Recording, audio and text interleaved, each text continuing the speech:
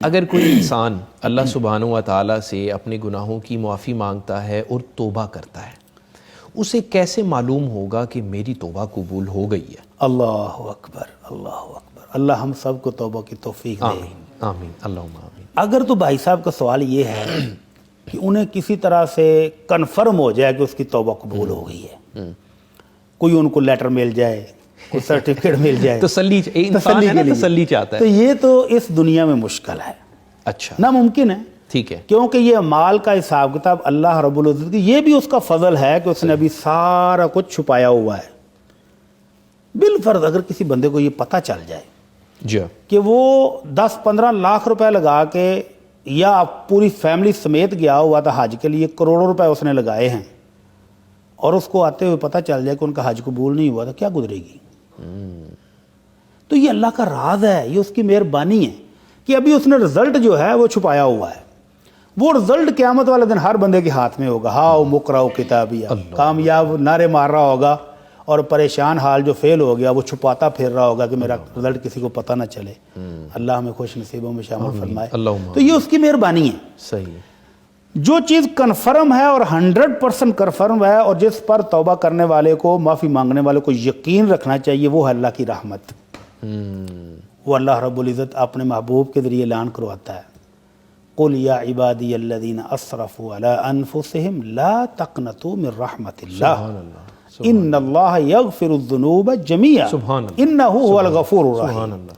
کہ میرے محبوب، جو لوگ گناہ کر کر کے اپنی جانوں پر ظلم کر کر کے تھک گئے ہیں، ہار گئے ہیں، کر کر کے تھک گئے ہیں، اتنے گناہ، یعنی جسم میں اب جان نہیں رہی، کوئی کشش نہیں رہی گناہوں کی، اب توبہ کر لیں تو اللہ سارے گناہ اب بھی معاف کر دیتا ہے۔ سبحان اللہ، تو اس رحمت کی 100% یقین ہر مومن کے دل میں ہونا چاہیے کہ میں معافی مانگ رہا ہوں تو میرا رب تو بڑا غفور الرحیم ہوں، معاف کرے گا۔ اور اللہ کے نبی صلی اللہ علیہ وسلم کہتے ہیں کہ جس نے حج کیا، من حج فلم یرفث ولم یفسق، جو بندہ گناہوں سے دور رہ کے، بچ کے، شہوت سے دور رہ کے حج کر کے آتا ہے تو وہ پاک کیسے ہوتا ہے؟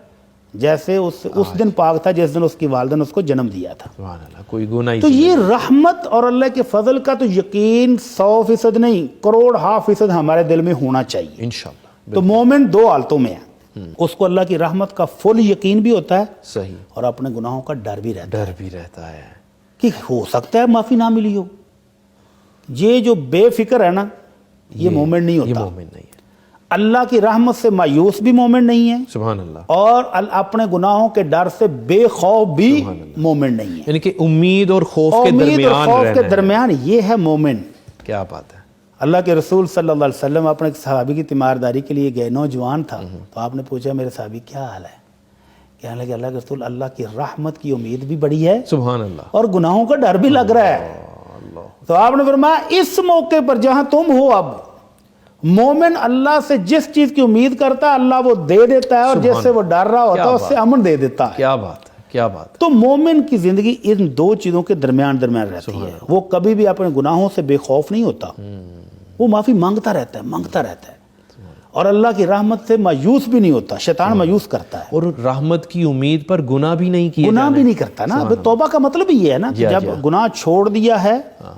ہاں، توبہ کی قبولیت کی کچھ علامات علماء نے بیان کی ہیں جی، کہ گناہ سے توبہ کرنے کے بعد اس گناہ سے نفرت ہو جائے، دوبارہ کبھی وہ نہ کرے، اچھے لوگوں کی صحبت میں بیٹھنا شروع کر دے، اور جن کی وجہ سے وہ گناہ ہوئے تو ان کی موجودت کو چھوڑ دے، نیکیوں سے پیار ہو جائے، گناہوں سے نفرت ہو جائے، تو سمجھ لیں کہ توبہ قبول ہوئی ہے اور اس کے اثرات نظر آ رہے ہیں۔ سبحان اللہ۔ لیکن امید فل رکھنی ہے۔ انشاءاللہ، انشاءاللہ۔ 99 قتل کرنے والا بھی جب اس کو مایوس کیا گیا تو اس نے 100 پورے کیے، اور اللہ کی رحمت اس کو پھر بھی مل گئی۔ سبحان اللہ۔ عباس بھائی، ایک بڑی خوبصورت بات مجھے یاد آئی۔ پلیز۔ حجاج بن یوسف ایک سخت گیر حکمران کے طور پر مشہور ہے، جی بالکل ایسی ہے، اور مورخین لکھتے ہیں کہ جب وہ فوت ہو رہا تھا تو 80,000 بندہ وہ قتل کر چکا تھا، اچھا، اور 80,000 کے قریب اس وقت اس کی جیلوں میں بند بھی تھے، جن کو وقتاً فوقتاً نکال کے مارتا رہتا تھا۔ صحیح۔ تو جب وہ فوت ہو رہا تھا نا، تو اس نے ایک جملہ بولا۔